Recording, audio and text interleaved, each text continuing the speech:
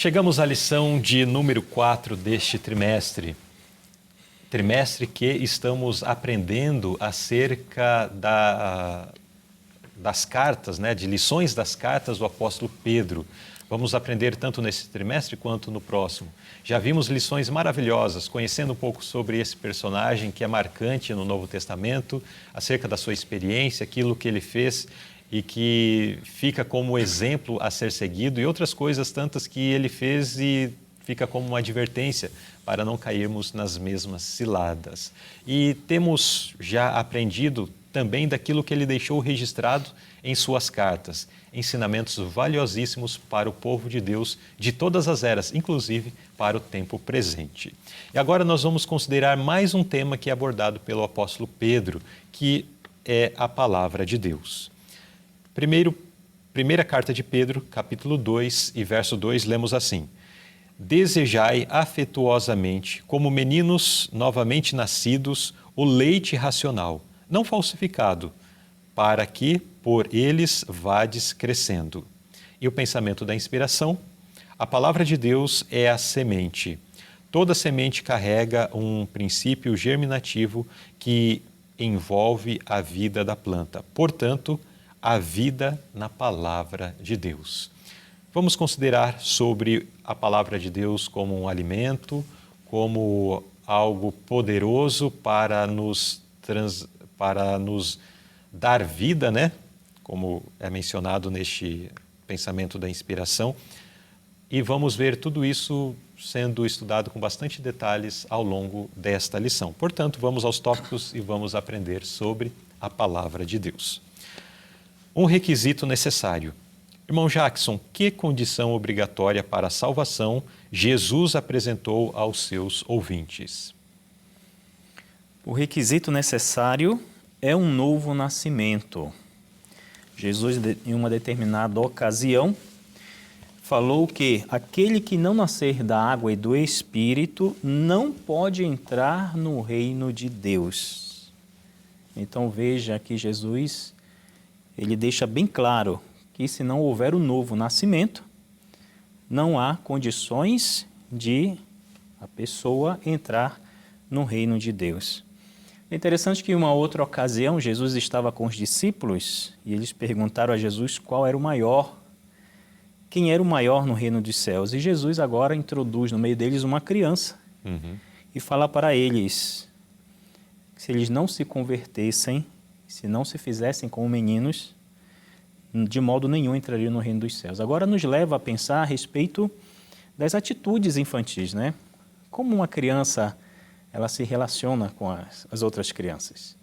Será que, em sua maioria, porque sabemos que o pecado corrompeu todos, inclusive as crianças, Mas nós podemos ver nas crianças em geral a facilidade de perdoar, a humildade, atitudes desinteressadas.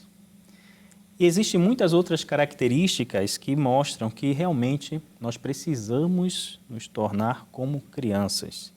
Essas atitudes ilustram a vida de uma nova pessoa, porque o ser humano natural, ele é egoísta, ele é avarento, ele é rancoroso. Então essas atitudes elas precisam ser abandonadas e devemos nos fazer como criança, nascer de novo, para que assim possamos herdar o reino dos céus. Muito bem. Então essa é uma condição que não é que eu possa escolher passar por esse processo ou não, caso queira viver a eternidade com Cristo, É um processo necessário, obrigatório para todo aquele que alcançará os céus. Pergunta B. Para que meio Pedro aponta como forma de nos convertermos, de nascer de novo? Qual é o meio? Pedro, quando ele descreve aqui na sua epístola, ele fala que nós precisamos ser gerados, não da semente corruptível, mas da incorruptível, pela palavra de Deus viva. Na nota nós vemos que esse novo nascimento é o resultado de receber Cristo como a palavra de Deus. Então, Cristo é a manifestação da palavra de Deus. Cristo é a palavra de Deus. Quando nós olhamos esse nome palavra, nesse termo palavra, nos faz pensar no tipo de comunicação mais utilizado pela humanidade, né? Que é justamente a palavra. Então, Cristo, ele é a palavra de Deus, ou seja, Deus ele se torna revelado, ele é revelado por meio de Cristo. E quando nós aceitamos Cristo, que é a palavra de Deus em nossos corações, então essa é a forma indicada por Deus para nós termos um novo nascimento, uma verdadeira conversão. Muito bem, então a palavra de Deus é central nisso, né? Neste contexto de nos transformar, em nos fazer novas pessoas. Isso, irmão Luzilei, apenas Sim. um detalhe, no último parágrafo da nota, nós podemos observar o poder dessa palavra, ou seja, o poder, o que Cristo pode fazer em nossas vidas. Então, a palavra, ela destrói a natureza natural e terrena, comunica uma nova vida em Cristo, a semelhança divina. Então, nós vemos aqui que essa palavra, ela é a palavra que carrega em si mesmo o poder transformador, o poder criador, né? Porque Cristo, ele quer fazer de nós uma nova pessoa, né? Cristo, ele não quer nos melhorar, ele quer nos transformar, ele quer nos recriar. Então, essa palavra tem o poder para fazer isso em nossa vida.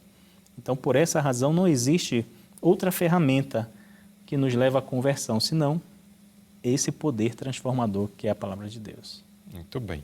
Então, nós vimos nesse primeiro tópico um requisito necessário, o novo nascimento, e que isto é operado a partir do poder transformador da palavra de Deus.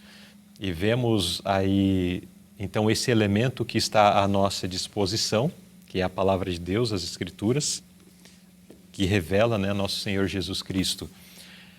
E quero deixar com vocês uma pergunta para vocês registrarem no chat ou também nos comentários desse vídeo.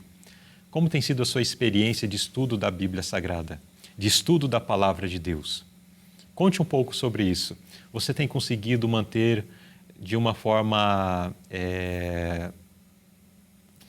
rotineira todos os dias a leitura de porções das Escrituras? Ou será que você não tem conseguido ler a Bíblia todos os dias?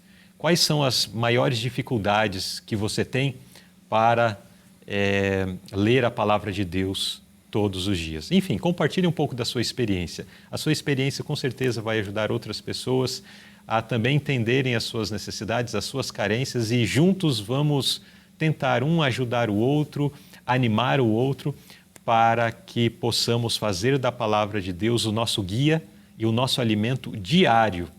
Nós vamos ainda falar sobre a palavra de Deus como alimento, né, mais à frente.